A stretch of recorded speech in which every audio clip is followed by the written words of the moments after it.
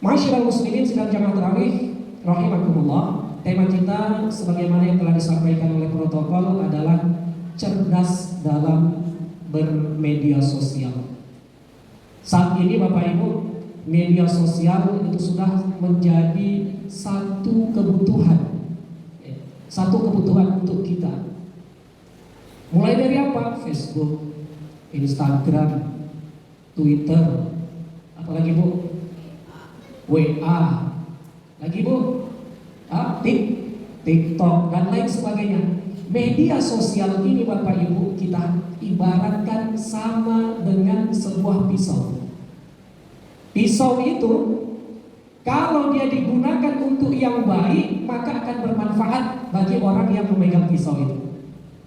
Tetapi manakala pisau itu disalahgunakan maka akan mengakibatkan celaka bagi orang lain ataupun bisa mencelakai dirinya sendiri. Begitu juga Bapak Ibu, media sosial yang saat ini tersimpan dalam kotak seperti ini ya. Tapi dari yang seperti yang kecil ini, benda yang kecil ini banyak sekali macam ragam media sosial yang bisa dibuat.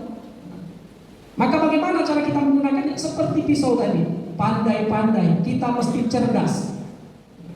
Kalau tak cerdas berbahaya. Contoh, menggunakan akun Facebook misalnya. Ada masalah dengan suami, curhatnya di Facebook. Ya, istrinya curhat di Facebook. Buat status, tak kusangka engkau begitu. Suaminya baca, dibalas lagi, apalah dayaku.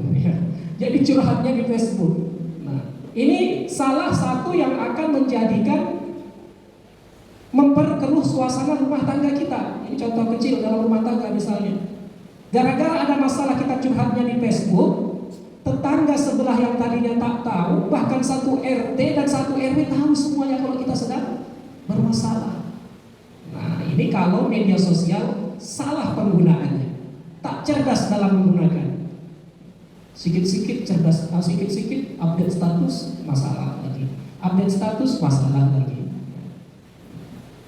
Maka Bapak Ibu dari Allah Subhanahu wa taala, orang yang cerdas dalam bermedia sosial pertama adalah orang yang tak mau mengumbar permasalahannya di media sosial.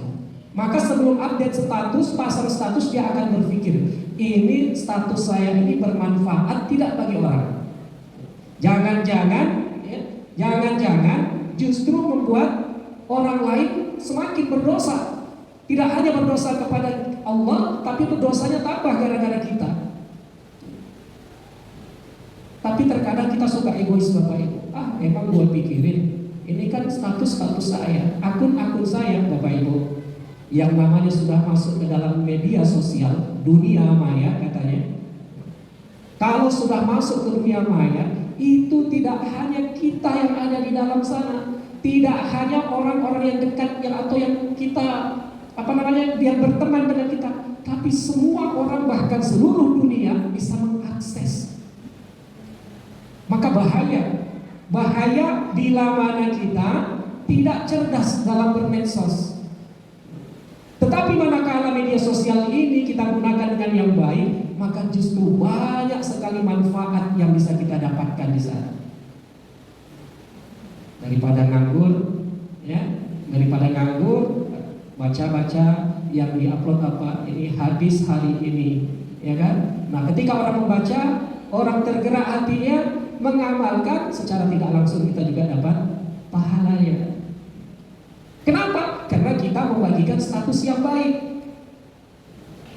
Dengan status yang baik itu secara tidak langsung adalah kita telah menyebarkan atau syiar dakwah melalui media sosial. Maka uploadlah, buatlah status yang baik-baik di media sosial. Kalau kita egois Bapak Ibu, karena ini mentang-mentang punya kita, nah emang orang lain akan respon dengan kita. Ada masalah, ini suka yang sering adalah yang paling banyak, apalagi bulan puasa ini. Nah, Sore ini bukaannya cendol campur sama lotek, diupload. Sementara tetangga yang sebelah bapak ibu baca, ya Allah enaknya lotek sama cendol, tapi tak sampai ke rumah. Ya Bu, tak sampai ke rumah, cuma dapat apa? Kiriman gambarnya, kiriman fotonya saja. Maka Bapak Ibu dari Allah Subhanahu wa taala, yang sedemikian ini pun kalau dia sekiranya hanya ingin menimbulkan dalam hati kita ini rasa pamer, jangan dilakukan. Jangan dilakukan. Kenapa Bapak Ibu? Bisa menambah dosa kita. Bisa menambah dosa. Apalagi kita maaf yang kaum hawa, yang perempuan, ya, asik berselfie, maaf mungkin tak pakai hijab pula, di upload. Ini Bapak Ibu, sebanyak orang itu memandang ya, tubuh kita, wajah kita yang tak pakai busana muslimah tadi, rambut terurai, maka sebanyak itu pula dosa jariah yang mengalir kepada kita. Maka Bapak Ibu, terutama ibu-ibu ini, mana tahu dulu masih gadis ini upload foto gadisnya, hapus cepat. Hapus cepat foto-foto yang tidak menutup aurat, tarik semuanya, hapus. Adapun mungkin yang sudah tersimpan mungkin oleh teman kita, oleh orang lain, sebelum sempat kita sudah hapus, tapi kalau sudah disimpan itu masih ada, sudah terpandang, sudah terlihat, maka yang selanjutnya kita adalah bertaubat kepada Allah. Mudah-mudahan dengan taubat Allah ampunkan dosa-dosa kita. Nah, maka Bapak Ibu dan Allah Subhanahu wa taala, gunakan media sosial dengan baik. Lagi di media sosial biasanya paling cepat tersebar yang namanya berita. Maka kalau kita melihat satu berita di media sosial Bapak Ibu, jangan langsung kita telan bulan-bulan. Dianalisa dulu, betul enggak nih?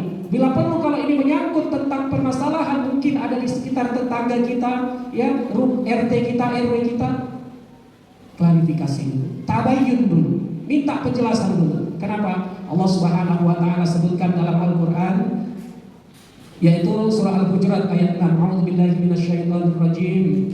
Ya ayyuhalladzina amanu in ja'akum fasiqun binaba'in fatabayyanu. Wahai orang-orang yang beriman, kalau datang kepadamu seorang fasik membawa kabar, ya, membawa kabar berita, fatabayyanu, maka tabayun dulu tentang berita yang disebarkan itu, tentang berita yang dibawa itu, betul enggak? Cari kebenarannya dulu. Jangan langsung kita telan-telan bulan-bulan. Kenapa? Karena kalau kita langsung telan bulan-bulan tanpa kita klarifikasi, tanpa kita tabayun, minta penjelasan dulu, ternyata kabar itu bohong, kabar itu hoax, maka kita juga akan dapatkan dosa. Kita akan dapatkan dosa. Apalagi mungkin ya, kabar buat ini di status lagi status, tetangga sebelah rumah itu apa yang kerjanya, padahal di rumah saja, tapi kok mobilnya 3 misalnya. Nah, ini orang lain yang membaca ini tak klarifikasi, tak tabayun, bisa saja ya di bawahnya itu komentar-komentar yang tidak baik. Mungkin, oh dia memang tak kerja, jangan-jangan dia korupsi. Gara-gara status kita, orang berwasangka, orang berprasangka buruk. Maka hati-hati, gunakan media sosial secara baik, secara cerdas. Bapak Ibu dari Allah Subhanahu wa taala, manakala kita bisa menggunakan media sosial ini dengan baik, maka sesungguhnya media sosial itu bisa bermanfaat bagi kita juga, bahkan bisa menjadi sumber mata pencarian. Ini musim-musim Lebaran, ibu-ibu yang hobi buat kue bisa jualan lewat media sosial. Ibu-ibu mungkin yang hobinya masak-memasak juga bisa. Kalau mau pesan cateringnya silahkan. Jadi sumber mata pencarian kalau kita kelola dengan baik. Maka Bapak Ibu dari Allah Subhanahu wa taala, mari sama-sama ya, supaya media sosial ini bermanfaat dengan baik untuk kehidupan kita, ya mesti cerdas. Pikir dulu, apa yang mau kita buat itu kita pikirkan akibatnya. Ini bermanfaat untuk saya atau tidak? Ini bermanfaat untuk orang yang membaca atau tidak? Sebab Bapak Ibu Allah Subhanahu wa taala, orang lain itu tidak akan memikir panjang, dia suka-suka dia saja membuat komentar. Nah, kenapa? Karena keegoisan kita. Ya, keegoisan kita.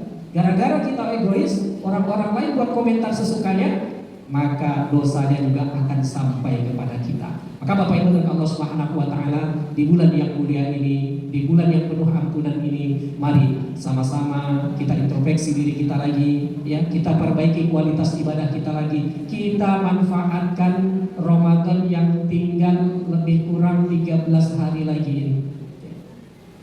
Supaya apa? Supaya kita keluar dari Ramadan memang benar-benar menjadi hamba Allah yang sesuai Allah inginkan. Apa itu? La'allakum tattaqun. Menjadi hamba Allah yang bertakwa.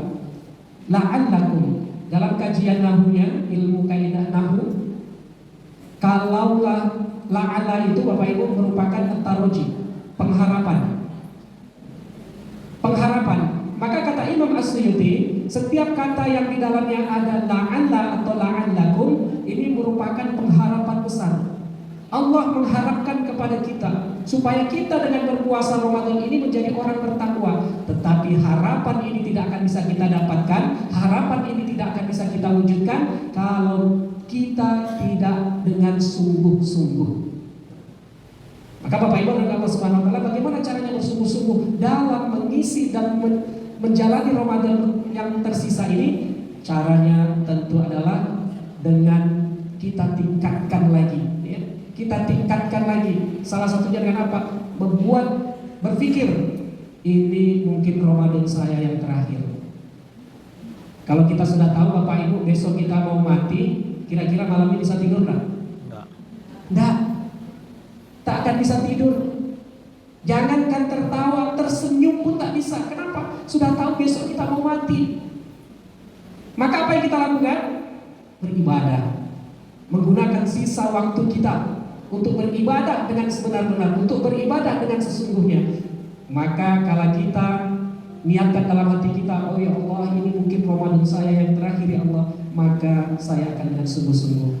Nah, kalau sudah seperti ini ada di dalam hati kita Bapak Ibu, kita mendirikan qiyamul Ramadan akan dengan sungguh-sungguh. Kita melaksanakan puasa Ramadan siang harinya akan dengan sungguh-sungguh. Maka kalau sudah demikian, kita akan termasuk kepada yang disabdakan oleh Nabi, man qama ramadhana imanan wa ihtisaban ghufira lahu ma taqaddama min dzambi. Siapa yang berdiri qiyamul Ramadan, mengisi malam Ramadan dengan iman, dengan ikhlas mengharap ridha Allah, Allah Subhanahu wa taala akan ampunkan dosanya. Kita isi malam Ramadan dengan qiyamul Ramadan, salat, zikir, ta'lim dan lain sebagainya. Siangnya dengan berpuasa, man shoma ramadhana imanan wa ihtisaban ghufira lahu ma taqaddama min dzambi. Siapa yang berpuasa di bulan Ramadan karena iman, ikhlas karena Allah, maka Allah juga akan ampuni dosanya. Malam terampuni, siang terampuni. Ada dosa Bu? Kalau ini kita pertahankan, la'allakum tattaqun, insyaallah kita akan dapatkan derajat takwa. Mudah-mudahan kita berdoa kepada Allah Subhanahu wa taala, Allah berikan kita umur panjang sehingga kita bisa menikmati sampai di akhir bulan Ramadan. Dan kalau bisa kita mohon kita dipertemukan dengan Ramadan yang akan datang. Nah, maka ini persiapan kita Bapak Ibu. Ramadan inilah persiapan kita menghadapi 11 bulan yang akan datang. Jadi kalau kita di Ramadan sholat, di luar bulan Ramadan sholatnya juga jangan tinggal. Di bulan Ramadan kita sedekah, di luar bulan Ramadan juga sedekah. Di bulan Ramadan kita baca Quran, 11 bulan yang akan datang juga Al-Quran tetap kita baca, insya Allah. Barangkali ini Bapak Ibu yang bisa saya sampaikan, lebih dan kurang saya mohon maaf. Akhirnya kepada Allah saya mohon ampun, kepada Bapak Ibu saya mohon maaf.